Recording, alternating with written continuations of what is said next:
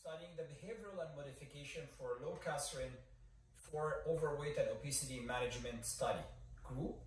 The study design, it was randomized, controlled placebo, double-blind, crossover, parallel study.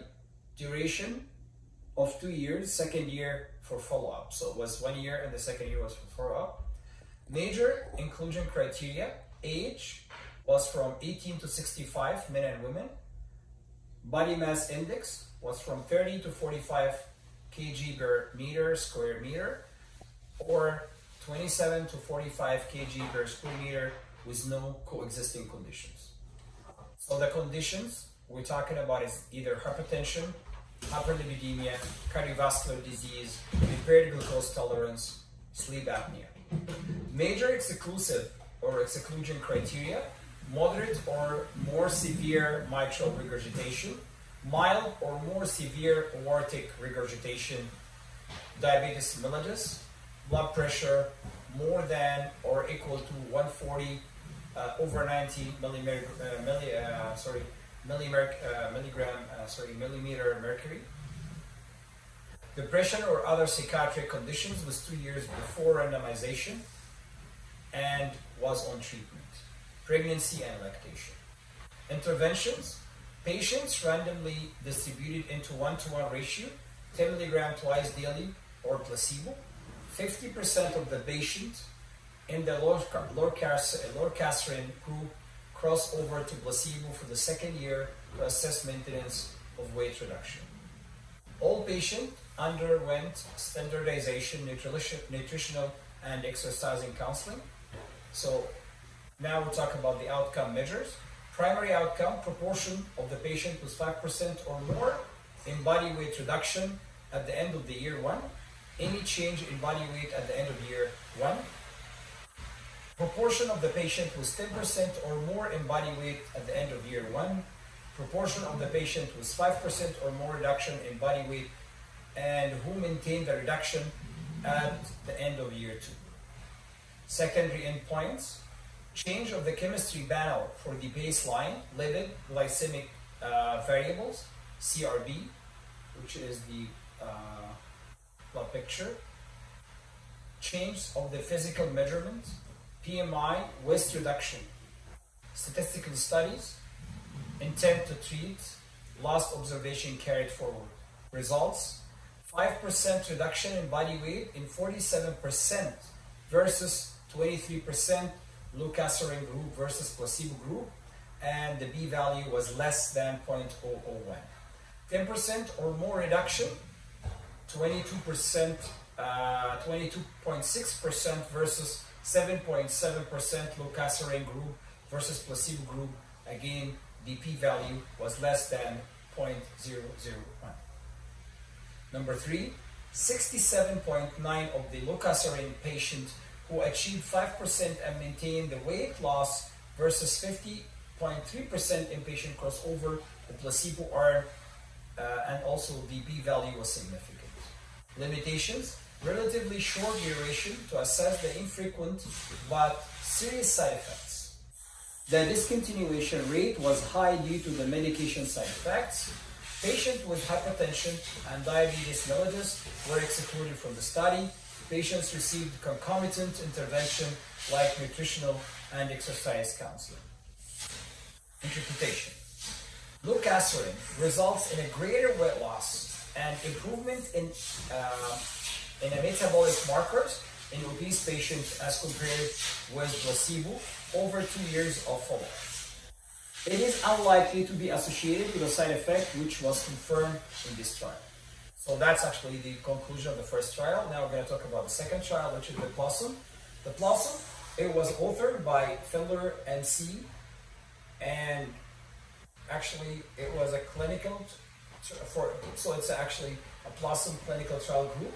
The study design, it's a controlled randomized, controlled blind randomized, and it's an interventional parallel, and it was for 52 weeks duration. Major inclusive criteria, 18 to 65 men and women, total of 4,008 patients. 30 to second, 30 to 45, or 27 to 29.9 with no existing condition. So we're talking now about the body mass index. Intervention, 2 to 1 to 2, meaning that loracaserin, 10 milligram twice per day, once a day, or placebo. So we got twice a day, once a day, and placebo. Outcome measurement, primary endpoint, 5% or more, 10% or change of body weight from the baseline at the end of the year. Secondary endpoints were grouped into 4 families: lipid, blood pressure, body composition, and the quality of life. Serial echocardiogram monitored heart valve function, and also we checked the adverse effects. Most common side effects was nausea, headache, dizziness are the most common side effects. USA FDA defined valvopathy occurred in 2% on placebo and 10 milligram loracaserin BID. Results: 47%, that's for the loracaserin, 40% and 25% with a p-value of less than 0.001 of patients achieved 5% reduction in loracaserin, 10 milligram twice a day, once a day placebo, respectively. Patient achieving 10% and more decrease in body weight, 5.8%, 4.7%, 2.8% with p-value of less than 0.001. So in loracaserin, twice a day, there was a significant decrease in the weight reduction by 5.8% versus placebo, which was only 2.8%. And adverse effects, 82% versus 81% versus 75%, mainly headache, UTI, nausea, dizziness, and fatigue. Upper respiratory tract infection, not UTI. Limitation, discontinuation rate was high due to the side effects. So Bloom, the third one, now we're going to talk about the third study, which is the Bloom DM. And that one actually was a multi-center, double-blind study. The study was done on 604 patients with diabetes mellitus, treated with metformin, sulfonylurea, or both. The age inclusion criteria, the age was from 8 to 65, with HbA1c from 7 to 10%, and PMI 27 and 45. Intervention, 10 milligram once, twice a day, placebo. So the endpoints, primary efficacy and safety of loracaserin in diabetic patients in weight loss. Secondary endpoint, decreasing glycated hemoglobin of 0.9 plus minus 0.6, 2, 10 plus minus 0.09, and 4 plus minus 0.6% in loracaserin, 10 milligram twice a day, once a day, and placebo respectively. Results, more patients lost more than 5% of body weight with loracaserin BID. That was actually 37% with b-value less than 0.001. Loracaserin, once daily, there was a 44% lost that versus 16% only with placebo, was a significant b-value.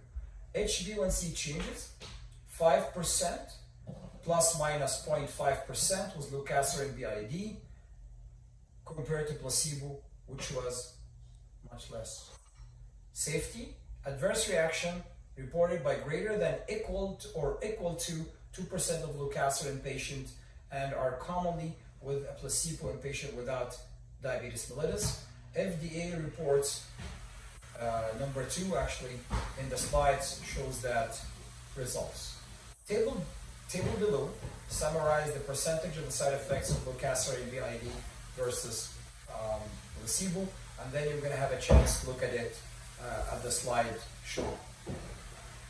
The dosing. So here, immediate for the loracaserin dosing, we got immediate release tablet, 10 milligram twice daily, orally, or extended release 20 milligram orally once daily.